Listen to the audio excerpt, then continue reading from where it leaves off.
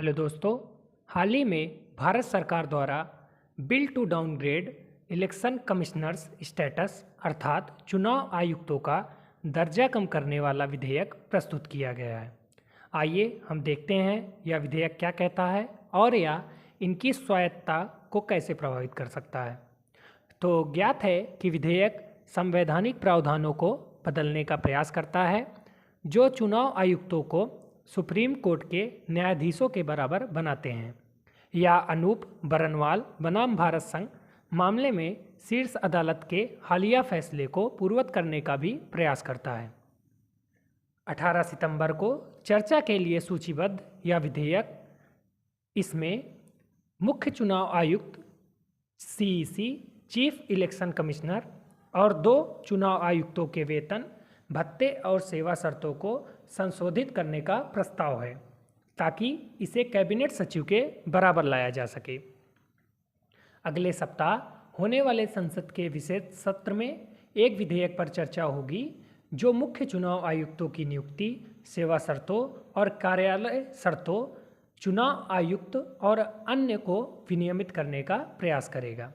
हालांकि मुख्य चुनाव आयुक्त और अन्य चुनाव आयुक्त की नियुक्ति, सेवा की शर्तें और कार्यालय की अवधि विधेयक 2023 10 अगस्त को राज्यसभा में पारित हो गया था, लेकिन अब यह अंततः पारित होने के लिए लोकसभा में पहुंच गया है। ज्ञात है कि विधेयक संवैधानिक प्रावधानों को बदलने का प्रयास करता है जो ईसी इलेक्शन कमिश्नर और सुप्रीम कोर्ट के न्यायाधीशों के बराबर बनाते हैं या अनूप बरनवाल बनाम भारत संघ मामले में शीर्ष अदालत के हालिया फैसले को पूर्ववत करने का भी प्रयास करता है। तो आइए अब देखते हैं कि यह बिल क्या कहता है, अर्थात यह विधेयक क्या कहता है। अब तक 1991 के चुनाव आयोग अधिनियम के तहत चुनाव आयुक्त इस संबंध में सुप्रीम कोर्ट के न्यायाधीशों के बराबर थे। हालांकि विधेयक के पारित होने के परिणाम स्वरूप 1991 का अधिनियम निरस्त हो जाएगा। हालांकि सुप्रीम कोर्ट के न्यायाधीशों और कैबिनेट सचिव का निर्धारित वेतन लगभग समान है। शीर्ष अदालत के न्यायाधीश सेवानिवृत्ति के बाद के लाभों के हकदार हैं, जिसमें घरेलू मदद और ड्राइवरों के आजीवन प्रावधान शामिल हैं। अब हम देखते हैं चीफ इलेक्शन कमिश्नर और इलेक्शन कमिश्नर को कैसे नियुक्त किया गया और सुप्रीम कोर्ट के आदेश से क्या बदल गया।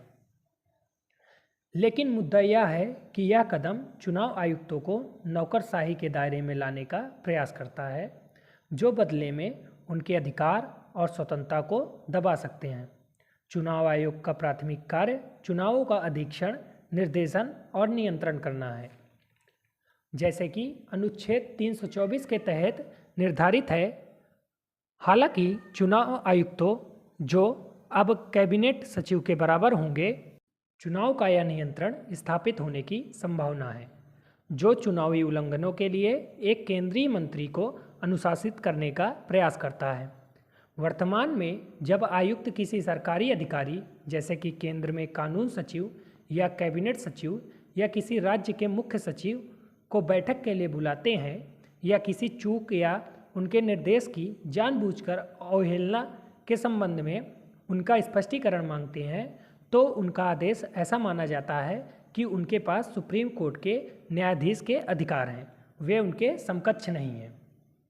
इसी तरह संविधान के अनुच्छेद 324 सब क्लॉज 5 के प्रावधान में कहा गया है कि सीईसी अर्थात चीफ इलेक्शन कमिश्नर को केवल सुप्रीम कोर्ट जज की तरह ही हटाया जा सकता है। चुनाव आयोग की स्वतंत्रता और सुप्रीम कोर्ट के न्यायाधीशों के समकक्ष होने के पीछे का कारण यह था कि वह सरकार, प्रधानमंत्री और मंत्रियों से जुड़े मामलों पर स्वतंत्र और निष्पक्ष रूप से निर्णय ले सके। इसके अतिरिक्त यह विधेयक भारत के चुनाव आयोग के सदस्यों का चयन करने के लिए प्रधानमंत्री, लोकसभा के विपक्ष के नेता और प्रधानमंत्री द्वारा नामित कैबिनेट मंत्रियों की एक समिति गठित करने का प्रावधान करता है। विशेष रूप से इस साल मार्च में दिए गए एक फैसले में शीर्ष अदालत के सुझाव के विपरीत इस समिति में भारत के मुख्य न्यायाधीश सदस्य के रूप में नहीं होंगे। अब हम देखते हैं सुप्रीम कोर्ट का इस पर फैसला क्या था। तो 2 मार्च को 5 न्यायाधीश वाली सुप्रीम कोर्ट पीठ ने सर्वसम्मति से फैसला सुनाया कि पीएम लोकसभा के विपक्ष का नेता और सीजेआई की एक उच्च शक्ति समिति को सीईसी और ईसी का चयन करना होगा। प्रासंगिक रूप से सत्तारूढ़ ने कहा कि हमारे संस्थापकों का नियुक्ति के मामले में कार्यपालिका को विशेष रूप से चुनाव आयोग को बुलाने का इरादा नहीं था। 2015 में अनूप बरनवाल द्वारा एक जनहित याचिका पर कार्रवाई करते हुए, जिसमें पीएम की सलाह पर राष्ट्रपति द्वारा ECI election commission of India सदस्यों की नियुक्ति की प्रचलित प्रणाली की वैधता को असंवैधानिक बताया गया था। पीठ एक समिति बनाने का विचार लेकर आई थी। 2018 में एससी की 2 न्यायाधीशों की पीठ ने इस मामले को एक बड़ी पीठ के पास भेज दिया और कहा कि इसमें अनुच्छेद 324 की बारीकी से जांच की आवश्यकता है, जो सीईसी की भूमिका से संबंधित है। आइए हम देखते हैं अनुच्छेद 324 क्लॉज 2 में क्या कहा गया है। तो अनुच्छेद 324 क्लास 2 में कहा गया है, चुनाव आयोग में मुख्य चुनाव आयुक्त और इतनी संख्या में अन्य चुनाव आयुक्त यदि कोई हो शामिल होंगे, जितनी राष्ट्रपति समय समय पर तय कर सकते हैं, और मुख्य चुनाव आयुक्त और अन्य चुनाव आयुक्तों की नियुक्ति किसी भी प्रावधान के अधीन होगी। इस संबंध में संसद द्वारा बनाया गया कानून राष्ट्रपति द्वारा बनाया जाएगा। चूँकि संसद द्वारा संविधान द्वारा निर्धारित कोई कानून नहीं बनाया गया था, इसलिए अदालत ने हस्तक्षेप किया। इसके अलावा अनुच्छेद 324 क्लॉज 5 में राष्ट्रपति को चुनाव आयोगों की सेवा की शर्तें और कार्यकाल तय करने की अनुमति देता है, भले ही यह संसद द्वारा बनाए गए कानून के अधीन हो। इसे आगे बढ़ाते हुए 1991 में संसद द्वारा चुनाव आयोग अधिनियम पारित किया गया।